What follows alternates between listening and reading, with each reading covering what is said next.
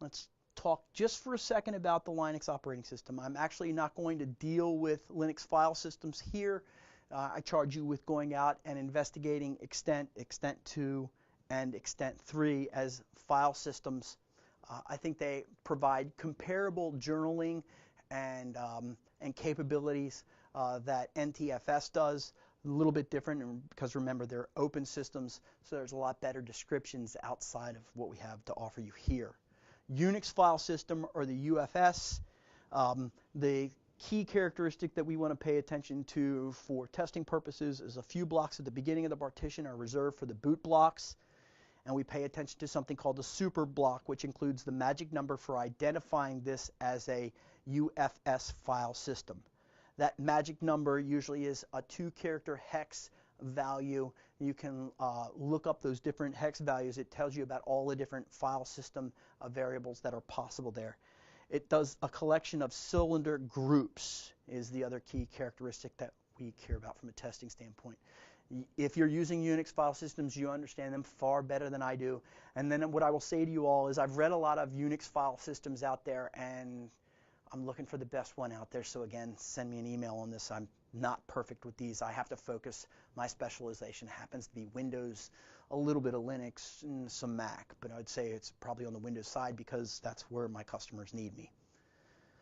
The Mac OS has a hierarchical file system, and this is developed by Apple. It divides the logical blocks into 512 bytes, just like the Windows file systems does. The logical blocks are grouped together in the allocation blocks. Again, dig deeper on this if you're dealing with the Mac OS. The one thing that I will leave you with in the Mac OS that I understand about it is that it is a sparse bundle file system. And what that means is when you actually delete the pointers to the files, it's very difficult to retrieve that information without interacting with the file system itself.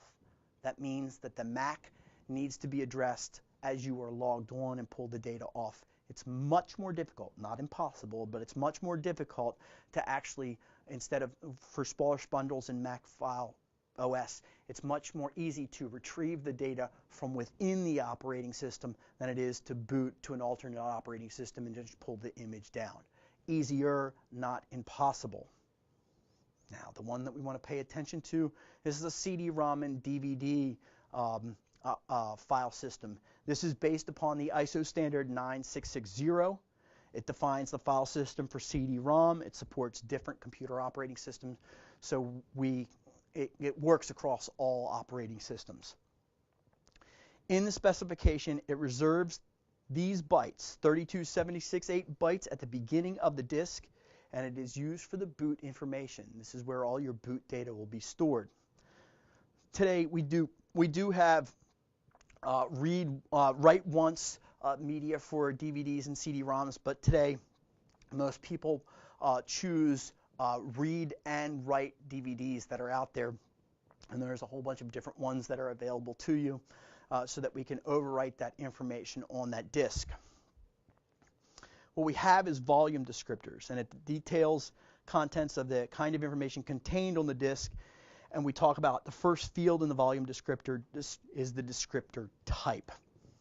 The second field is called the standard identifier, and the one that we want to pay attention to is the volume space size, so it tells us how much data is actually on there. The two ways to locate the file system on an ISO 966 file system are to interpret the directory names and look through each directory file, or use a precompiled table of paths.